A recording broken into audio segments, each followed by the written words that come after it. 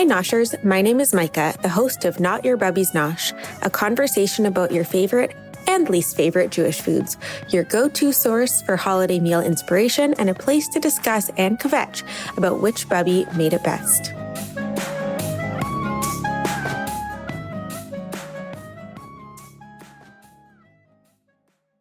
Welcome, everyone, and thank you for joining us today. We have two very special guests. It is a 2-for-1 special at Not Your Bubby's Nosh, and we are welcoming Sarah Aroeste and Susan Barocas. But who are they? Let's find out. Sarah Aroeste is a Ladino singer-songwriter, activist, and author committed to bringing the awareness of Sephardic music and culture to audiences around the globe. She has 8 Ladino albums to her name and 2 Sephardic children's books. She is credited for helping revitalize a tradition for young and old. Our second guest is Susan Barocas, a dear friend of mine, who is a writer, chef, and teacher passionate about exploring, presenting, and preserving Sephardic cuisine, culture, and history.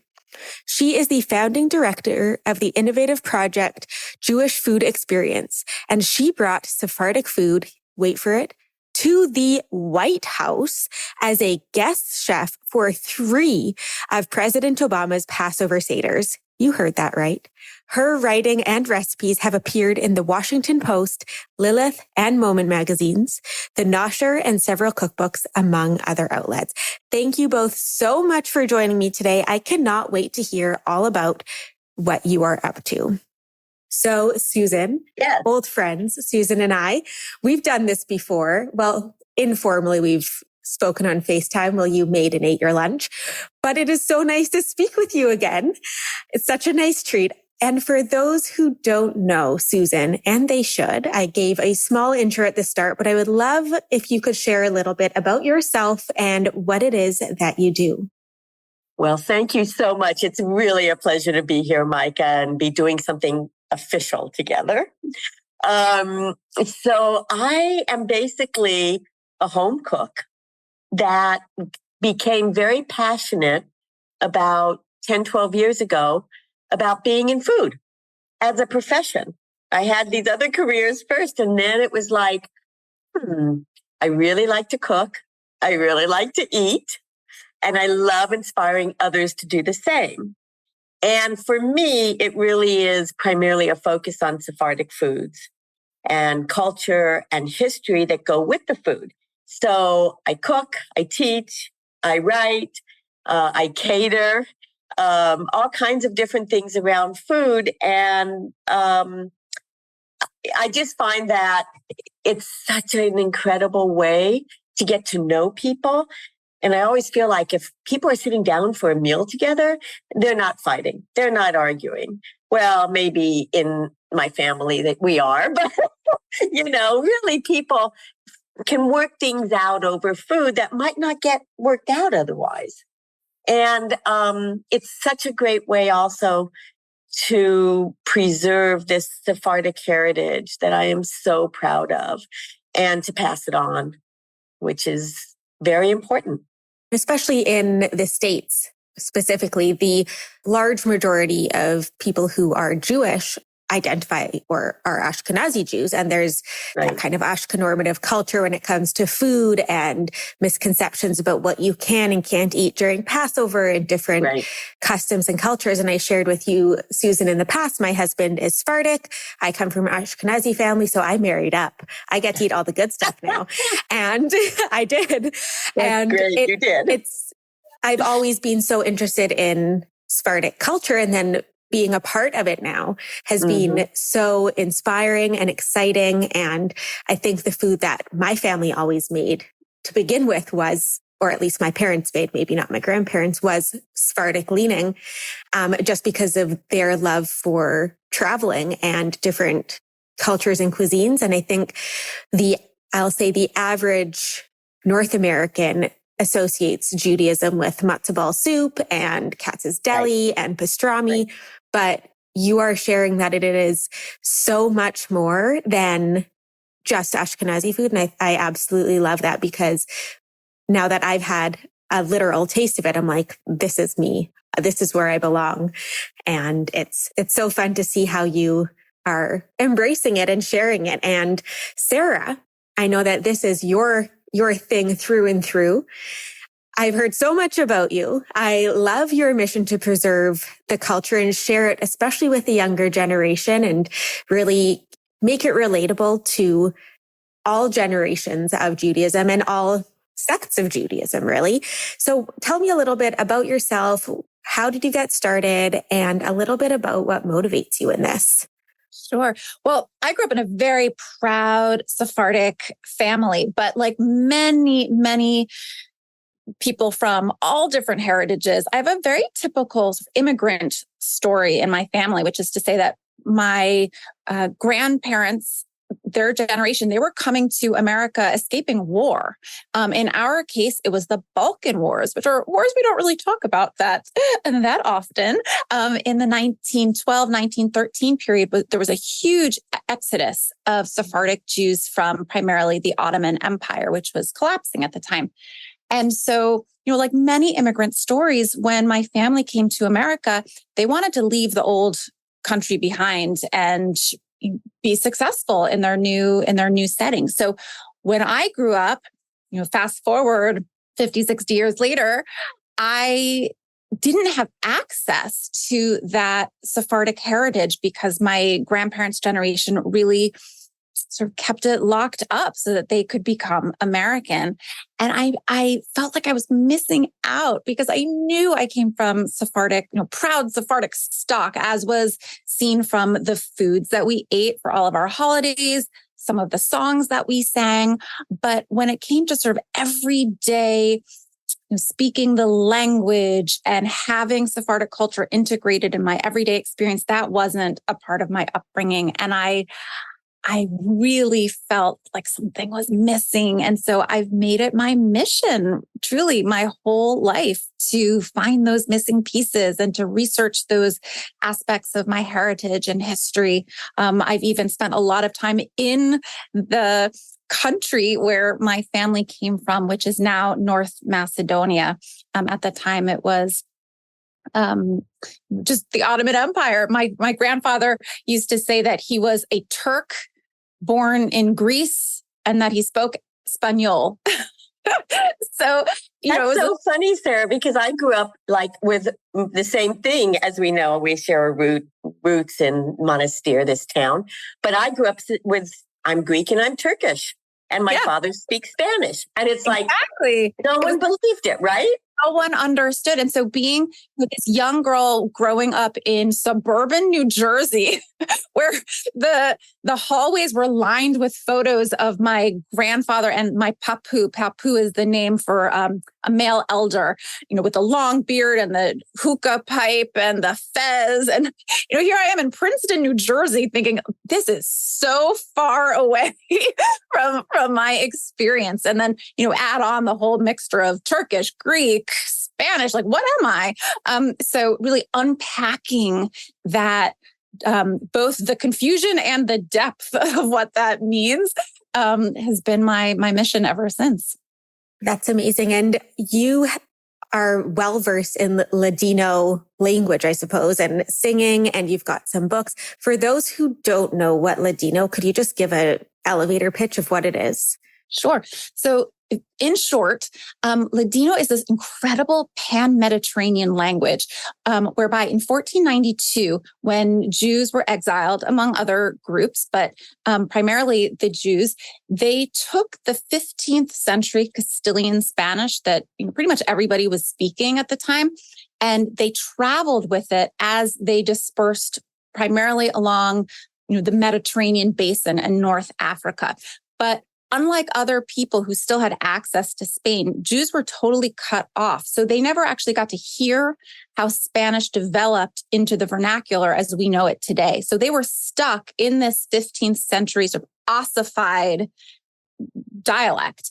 And they combined that, they picked up bits and pieces of languages from the countries that they passed through or ended up settling in. So at its core, it's this old 15th century Spanish mixed in with you'll hear Italian, French, Portuguese, Greek, Arabic, Turkish, and of course, Hebrew as well. So it really is this incredible mixture of sort of like the best of all these gorgeous languages smushed together to make a brand new language. There's truly nothing else like it. It's really just this treasure of a language that, sadly, so few people have even ever heard of. I'd say for the first 10 years of my career, just explaining what Ladino was, half the battle. But it's a complex, interesting, linguistically, it's just a fascinating language. And I would say, I'm not a linguist. I tell people, first and foremost, I sing it fluently, but spoken Ladino is not great because of obviously, there aren't that many people to speak it to, or to speak it with. That is to say, UNESCO has listed it as a severely endangered language, and pretty conservative estimates say that there are about, let's say, 10 to 12,000 fluent speakers today. And fluent, these are, speakers who really can have facility with the language, but they say probably about 100,000 people know some Ladino or are connected to it in some way, but still those numbers are tiny. Gotcha. And part of the challenge also is that Ladino took on all these, as you said, all these other languages. So, for instance, when I took on to deepen my knowledge of Ladino during COVID, that was one of my projects, I was amazed because you have such a difference between Turkish and Greek and all the different places and what part of Turkey and what part of Greece. The words and the language were really living, and they developed differently with this base of the Old Spanish. So it also makes that a challenge in terms of maintaining and Ladino. Mm-hmm. So interesting. And I think that I knew Yiddish growing up, but I was never introduced to Ladino. Most of my Jewish upbringing was in an Ashkenazi community in Canada. And so I don't think we had a very diverse population of Jews where I grew up. So it's something that I've learned about more recently. And I think it's very interesting because I grew up from a very Yiddish speaking grandfather family. Yeah. And we listened to, what's that? Fiddler on the Roof at dinner. I'd never even seen the movie, but that was it was soundtrack. Yeah, Greensleeves or Fiddler on the Roof. It was the soundtrack of my grandparents' house. So I love learning about the other aspects of Judaism because it's so cool. There's so much out there. And what's so fascinating to me is just, Ladino was the primary language spoken by Jews across the Mediterranean until fairly recently, right? Until World War II. That was what the Jews spoke. And yet today, so few people have even heard of it. It's tragic. And so what I have been doing over the course of my career now, which spans over, well over 2 decades in different media, whether it's books or music or video work. I have even a web series with my 6-year-old daughter called Cute Kids Speaking Ladino. I'm so in love with this language, and I want more people to know about it. So I have found, a lot of different ways to appeal to different sectors of society. But what Susan and I are doing are, sort of taking it one step further by combining a lot of these cultural touchstones beyond just the language. But because it was an oral tradition, other parts of Sephardic culture were also passed down in this sort of generation to generation transmission. And we're combining some of those things with the language to reach even more people. Amazing. And that's a good segue into your project that you work on together. Tell me more about SA-VOR. Well, I'll start off by saying that it means in Ladino flavor or taste. And so, that says a lot about what the project is. We're trying to give a flavor, a taste of just the variety of what Sephardic culture has to offer. I can kick it off, Susan, by saying that I came up with the idea, like so many creative people have, during the start of the pandemic when I was cooking to, eat my troubles. at the start. And while many friends were also experimenting in the kitchen, I heard from a lot of friends about sourdough starters, but I did not go the sourdough route. Instead, I found this treasure trove of old recipe cards from my relatives from the old country, from Monastir, which is now in North Macedonia, which is where my grandfather was born. And these were just, incredible gifts that had been passed down to me. And I started going through all of these recipes, and I just was having so much fun, especially bringing my children into the process with me.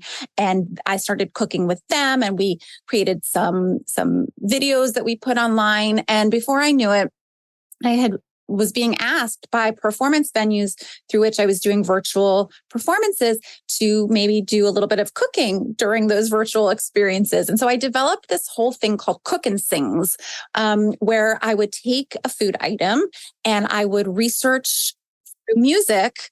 I would find songs that related to that food item, and I would present it in a virtual program. And it was just so much fun. And after probably the second year of the pandemic, I realized I had an entire repertoire of Ladino songs about food.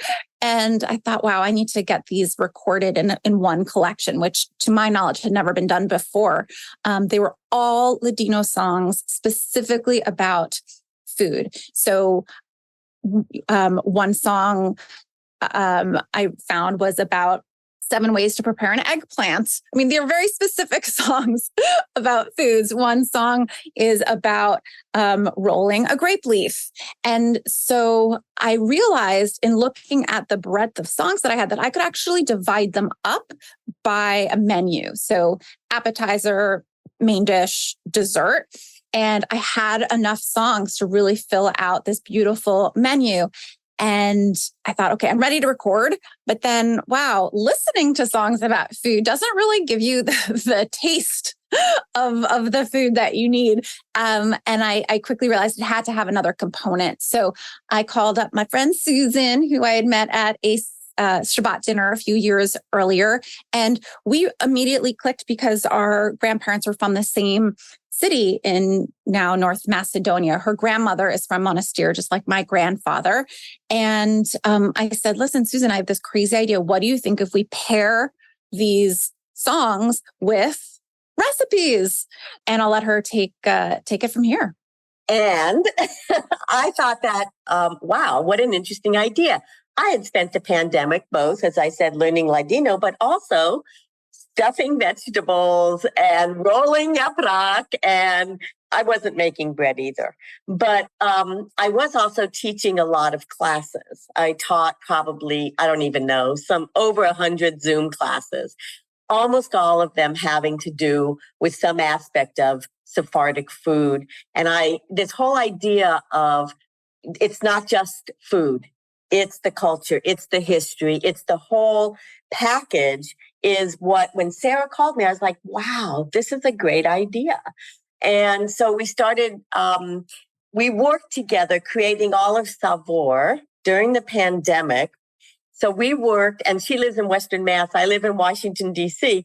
So we created Savor through WhatsApp and Zoom and emails and texts. I mean, we didn't even see each other for a year since we started Savor, or our chefs. So we had this idea like, wait, we could pair recipes and cooking videos, and went about finding other chefs, most of whom are Sephardic, but not all, because we want this to be bigger than just speaking to the Sephardic community. In fact, we'd like Savor to build community that's even bigger than just Jewish. We'd love to reach into the non-Jewish community, because Savor speaks to so many themes like immigration and maintaining your culture, the diversity of Jewish history and culture that so many people don't know about.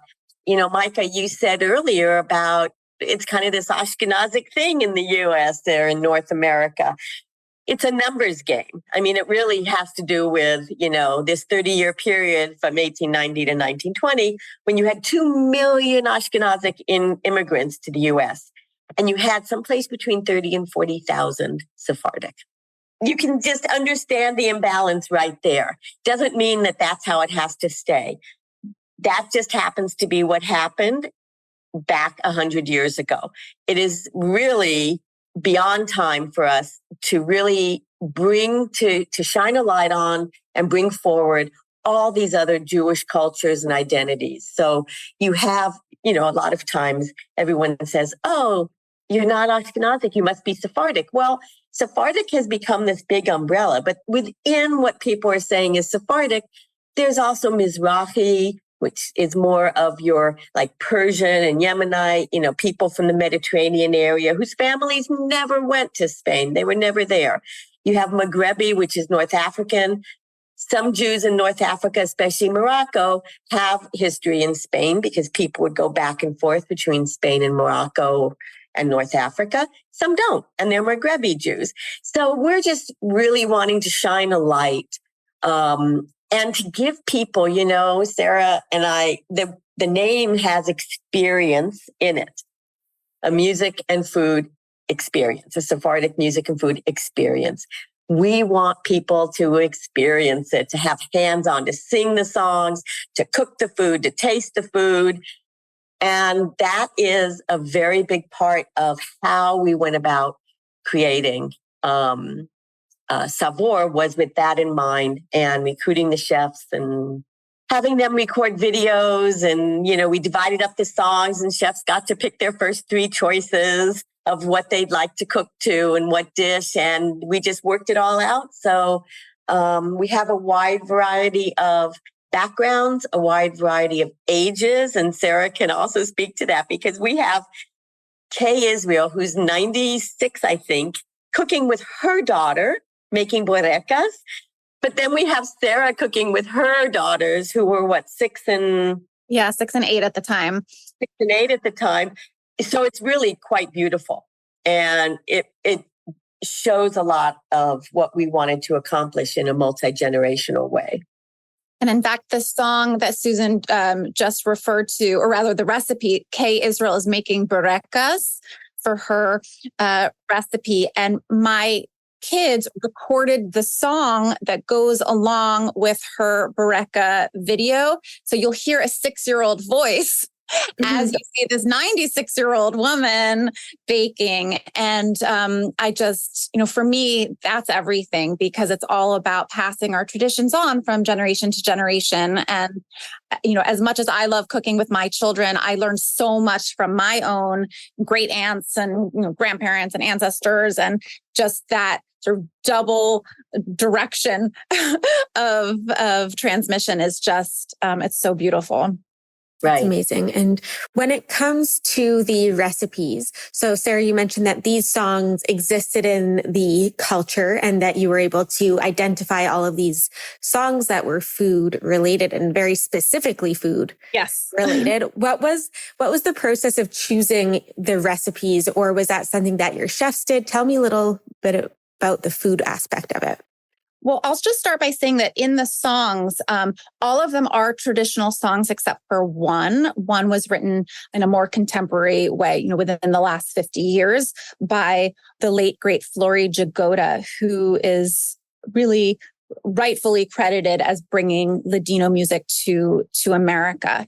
But all the other songs are traditional. And because the food items in each song is so specific, it's very easy to recognize, what that food, not what the recipe would be, but what the food would be. With the exception of 1 or 2 songs, for example, one song is a beauty contest between food items where they're each competing to see which is the best food. And we've got an olive competing with a piece of fish who's competing with a chicken. So, whether to do a recipe about the olive, the fish, or the chicken, we sort of left that up.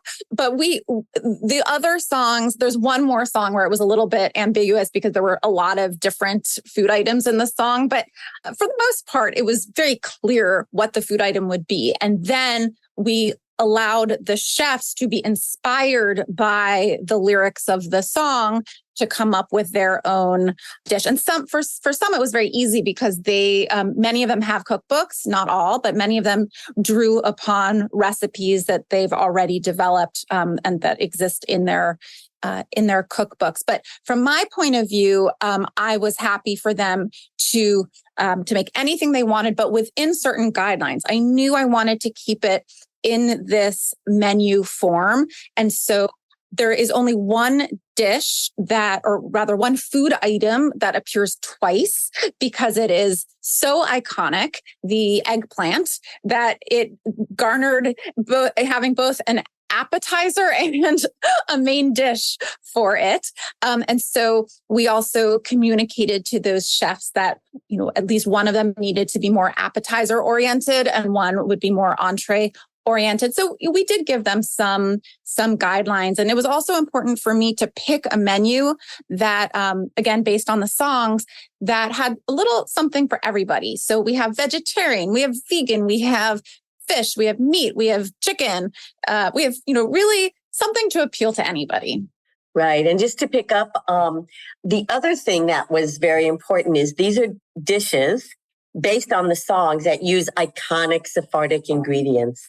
So you mentioned eggplant, also leeks, onions, garlic, all of these, the manner of cooking them and the ingredients themselves marked the Jews in Spain with the Inquisition. And this is, the edict of the Inquisition in 1478 has actually more rules related to food than it does to religious practice, because food is an everyday thing. And the Inquisition was very tuned into what is Sephardic food. Christians in Spain were not eating these items. They weren't eating eggplant. They weren't eating leeks and onions and garlic. They weren't having greens with vinegar on them, which is something now. All these elements are part of Spanish food today, but they were not back in the 15th century. So we really wanted to make sure that our recipes reflected those ingredients. Yeah. So that's great. So this will come out well after Savor has been released to the world. What is the goal once it's released? Is it that people will experience the songs and cook the dishes at home? Is it that people will do that as like a way to learn about Sephardic culture? What's the end goal and what's your vision of how people use this as a resource or piece of art, I suppose? Yes, and yes. Yeah, exactly. All of the above. And Sarah and I have already started doing programs around the country, and we hope to do many, many more at organizations, universities, synagogues, churches, you name it, Jewish community centers, whatever. We would love to come and do a program because that brings that idea of this multisensory experience to people. And then they're more likely also to do what you said, Micah, which is to cook at home, to cook for friends, to keep it in their lives. We have some big goals still. I mean, we just launched the album and the cooking videos and the recipes this past weekend. They're out in the world. They're public now, but this is just the beginning. We want to create educational and community outreach materials that can go to schools and camps and everything. We want to create a cookbook with stories and recipes and photos. And we also would love to do a documentary film. So I'll let Sarah keep going, but I'm tired. No, that pretty much sums it up. I mean, this is a long-term endeavor. It's not just this sort of one and done.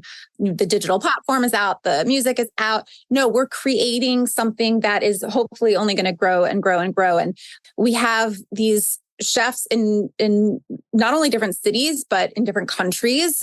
3 of them are abroad. And, we hope also to empower not only these chefs, but other chefs moving forward to have sa-VOR programs in their cities where, we can combine different aspects of Sephardic culture. The whole point is that you can't learn about a culture just through one avenue, right? You can go to a beautiful Ladino concert and leave feeling, inspired, and it's entertaining, and you can eat a delicious home-cooked Sephardic meal and you'll remember it, for the next 10 years. But you combine the two, right? If you combine different aspects, it enters your soul, it enters your body in just a different way. You're consuming it literally. And so we want to empower other people to take the sa-VOR concept of using different senses to understand our culture more fully, because it is so multi-textured. And there are literally so many flavors. And the best way to taste it is through these multi-sensory ways. So we see sa-VOR really expanding in different cities, in different venues. So Susan mentioned whether it's, a Hillel or a community center, we're also, we want to be doing film festivals eventually, because, while we don't have the documentary yet, we have these incredible 10 cooking videos that make a series, and we can do a lot of teaching with those, a lot of workshops. We can do tastings, live programs. We're going to be traveling. She mentioned the book. So yeah, we have a lot of plans. It is meant to be both educational and also entertaining. I always tell people that I'm in the business of edutainment, that, everything I do is meant to be fun and joyous, but that you walk away having experienced something and having learned something at the same time. So everything that we're conceptualizing about sa-VOR is in that framework. Right. Everything she said.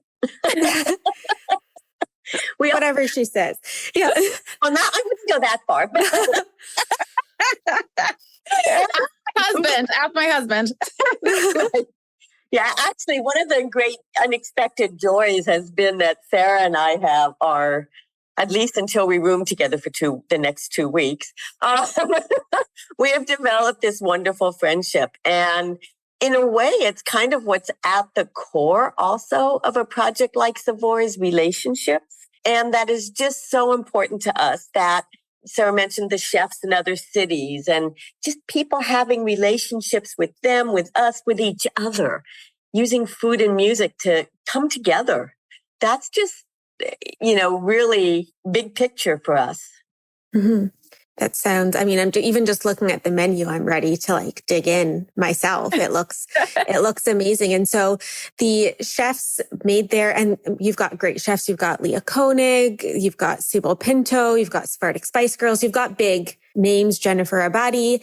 When it came to the recipes, I'm sure that you two tested them to make sure that they were top notch.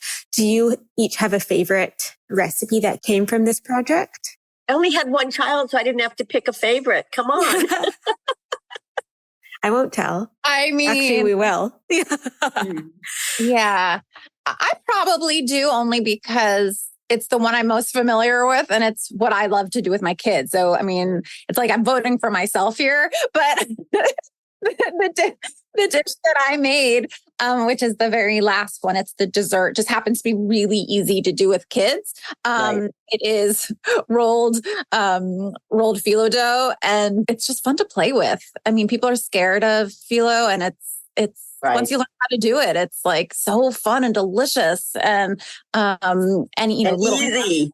It's easy. It really is. So, and it's sweet. That particular recipe is traditionally associated with the holiday of Purim, but who doesn't love baked phyllo with butter and cinnamon and nuts and cardamom syrup, right? You can eat those all year long. That might be my favorite.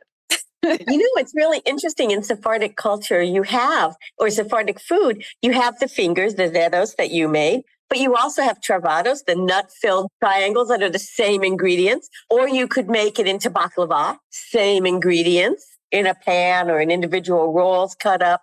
It's really interesting how the same ingredients appear over and over. And I have made Sarah's recipe. It's delicious. I don't make it often because it's a little addictive.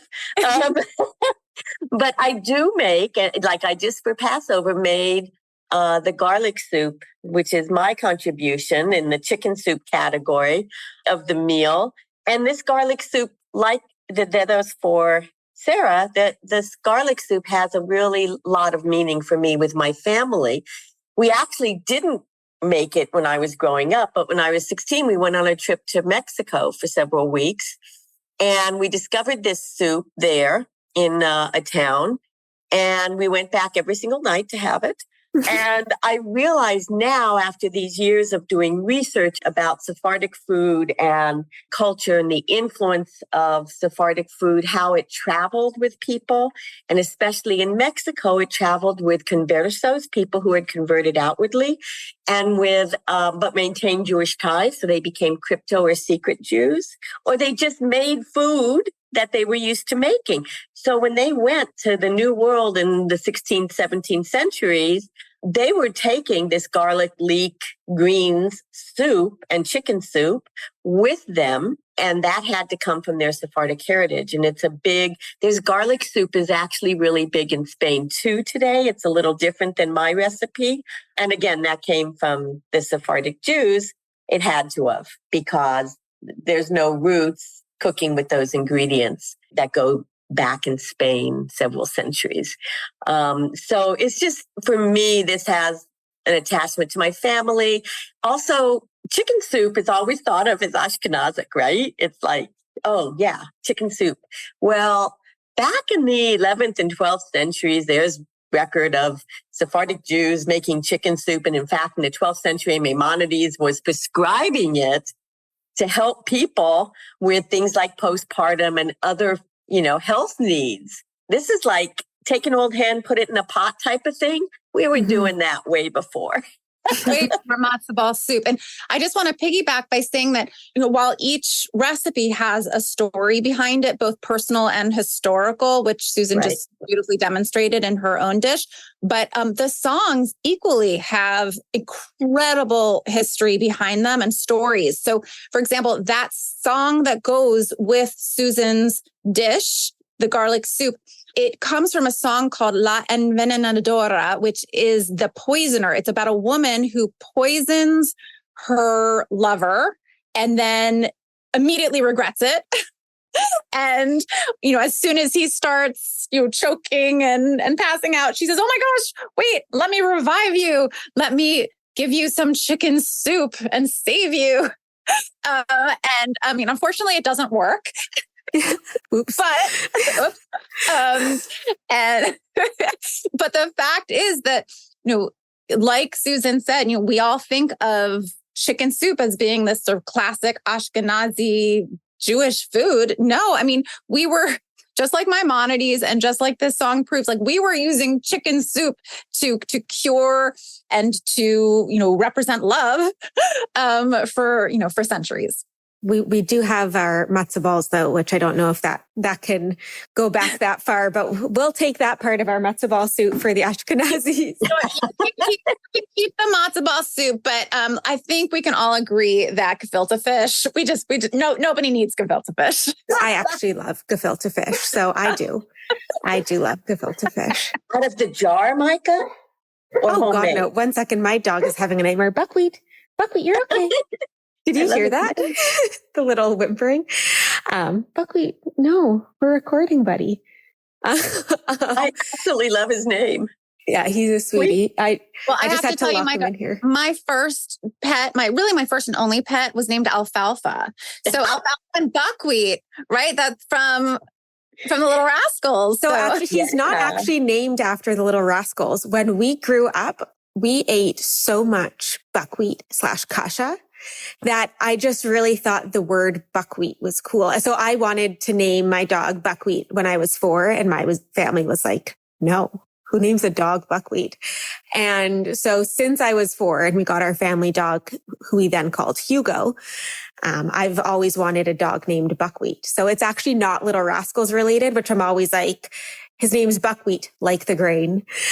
And everyone looks at me, I'm like, I don't know, like we're Ukrainian, we ate a lot of buckwheat. We call it kasha also. We call him Kasha sometimes. Anyway, so he was just having a little bit of a nightmare. It's scary being a 3-year-old puppy. I'm sorry. With an identity crisis, because, Kasha, buckwheat, come on, It's a lot. It's a lot. And he just got a haircut yesterday. He's like, I don't even recognize myself. But anyways, at least it's still food related, right? When I talk about my dog, buckwheat. So then for the two of you, so this is coming out, this episode will come out in September-ish around Rosh Hashanah. For those who aren't Sephardic or are exploring their Sephardic culture, maybe that they hadn't in a way before, what do the high holidays look like in Sephardic culture? And how are there similarities and differences between what we might know as like apples and honey, Rosh Hashanah, Round Challah, and what you would celebrate in your own homes? Well, I do the Sephardic Rosh Hashanah Seder, which I also have gotten an awful lot of people involved in. First of all, because, you do all this cooking, right? And then you say 3 quick blessings, bam, bam, let's eat. No. My kind of Seder. Oh. Well, it's kind of nice to actually take a moment and do the Yehi Ratzon, the May It Be Your Will blessings that are all very symbolic, and you have these symbolic foods that go along with them. And for me, Sephardic Rosh Hashanah table, I have apples and honey because that's very expected. But also I make a candied apple that is made with honey, and I put cloves and cinnamon, and it's very reminiscent of the spoon sweets that are so popular in Greek Jewish food and in Sephardic food and from the Ottoman Empire. Interestingly, my father remembers that when you broke fast at Yom Kippur, it was broken with this tavla tray that has little glasses of water on it and little spoons and some bowls of spoon sweets, apple, quince. These are a couple of the most popular ones. And this is also the kind of thing that you would always have around. So whenever a guest would come to your home, you could offer them this tavla, this tray, and you would take a spoon and a glass of water. And that was like a sweet welcome and a sweet way to break the fast. And of course, we don't do kugels, and some Sephardim for breakfast do meat meals, and a lot do fish. I don't know what Sarah's traditions are, but for me, it's a lot about eating the symbolic foods, doing the Sephardic Rosh Hashanah Seder. And I have to confess, I've been hiding this the entire podcast, that I also am Sephardic and Ashkenazic. I am also a product of a mixed marriage, so I do both in my house. I cook kugel and I cook, kwajado, the Sephardic vegetable. Best of both worlds. Nothing to be ashamed of. People also poo-poo on Ashkenazi food all the time, which I think is unfair. So I think there's beautiful parts to any place that your family is from. And one is not better than the other. And it's all about loving every single place that Jews have come from, because we've come from many places, because we've been kicked out of many places. So I think that that's what makes Judaism so special and Jewish food so special. And so everyone, Susan is half and half, Ashkenazi, Sephardic. Okay. That is, if you edit anything into this, Susan is both. And that's lovely. I'm proud of it. Thank you. Although I have to say, I always felt that I had a Sephardi soul. I mean, it's just, I couldn't help it. I tried. But when it came to tongue and brains being options, it was like, I don't think so. Well, for my Rosh Hashanahs, I agree with Susan that we like to cook with the symbolic food. So my 2 favorite things to make, because again, I love phyllo dough. So they are rolled pumpkin. We call them rodanches de calabaza. They're in this beautiful sort of rose pattern, and it can be savory. So it's pumpkin with cheese, and it's just delicious. You can also make it sweeter by using cinnamon, but sometimes people make those as appetizers. They're so filling. Like I could just eat those as my main dish. But also in my family, we always made keftes de spinaca. So keftes are like patties. And we used a lot of spinach. So those two things for me are like representative of Rosh Hashanah. Mm. That's great. And for breaking the fast as well, what do you typically serve? You know what? I think that I got to play the Ashkenazi card here. Like a good bagel breakfast. There's nothing like it. It's true. There is nothing. It is the best way to break a fast in my, and even I think we're going to know when we've had success, when we go back and forth, when we help people go to Sephardic and go to Ashkenazic equally. You know, right now there's such an emphasis on Ashkenazic, but if we can get people also understanding and cooking and enjoying Sephardic, then and going back and forth, that would be great. That would be great. And yeah, we're not playing the food card here. I mean, in Savor, we have that one song, which is hilarious about being, literally a beauty contest between the foods. Yeah. But we're not saying Sephardic food is better. Well, we just want to be at the table. No pun intended. Or actually, no pun intended. With other cuisines, because we're often sort of left out of the conversation, and we just want to be recognized as a delicious and important part of Jewish culture. Mm-hmm. And I think you guys are doing just that. So, how can people support you, and what's next for yourselves? So, two-part question as our finale. What's next for us? First of all, it's important to say that Savor is not sponsored by any organization. There's nobody paying us to do this. So we have to fundraise all the time to try to make ends meet and to try to do what we want to do. So we will be anytime anyone wants to go on savorexperience.com and find out more about us. And also maybe give us a contribution. It's so appreciated. And we can tell you the money is going straight to programming and not to us. So it's been, it's a little challenging, but it's so worth it for us to do this. The very next thing for us, which as you said will be passed, is we're heading out on our first trip that we're leading, because that is part of what we want to do, is putting people in these experiential situations. So it's a trip from Athens to Istanbul, a cruise with extra days in Istanbul. And the whole idea is all along the way to explore Jewish history and culture. Sarah's doing music workshops and giving a concert, and I'm doing cooking classes. And we want people to experience this hands-on. That's the most important thing.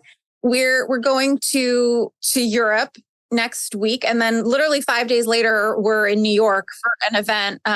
It is, I think, the only Greek Jewish festival, and it's this huge street festival in New York City. It's a Greek Jewish festival sponsored by a Greek Jewish synagogue on the Lower East Side of Manhattan. So we're really, we're hitting the road. We're hitting the ground running with programs, starting now. So what lies ahead for us is programming. We want to go to more cities. We want to bring Savor to more places. As Susan mentioned, we are actively fundraising because we need to, and it's all tax deductible. We are fiscally sponsored, and our big projects down the line for which we really need to fundraise for are the documentary, which we hope to make, and an expanded book, because we have beautiful liner notes and musical notes and food notes and photographs and translations. But we want to really make this a gorgeous, coffee table book with much more expanded history and storytelling. And I think that, all of these things can happen, but we can't do it alone. And that's one of the reasons why we're building out this community, because we want the community to be a part of recognizing how important preservation of this culture is. And we want buy-in from more people. And, that's really the ultimate goal. That's great. There's so many exciting things ahead, and I can't wait to hear all about your trip and see where this grows into, because I'm sure that it will.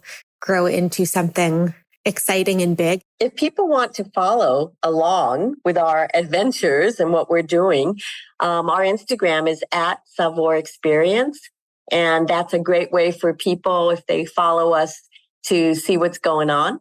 Perfect. So everyone give them a follow, go check out their website. And I know that there's a link to contribute on the website as well and to access the videos and whatnot. So thank you both for coming. This has been so informative, but also enjoyable, learning about Savor and your quest to making Sephardic culture at the table, essentially. So thank you both for joining me today. Thank you for having us. Thank you so much, Micah. Really a pleasure.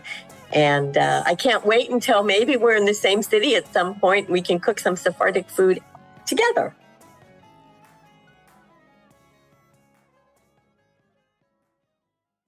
Not Your Bubby's Nosh is a part of the Jew Folk Podcast Network and is produced by Jew Folk Inc.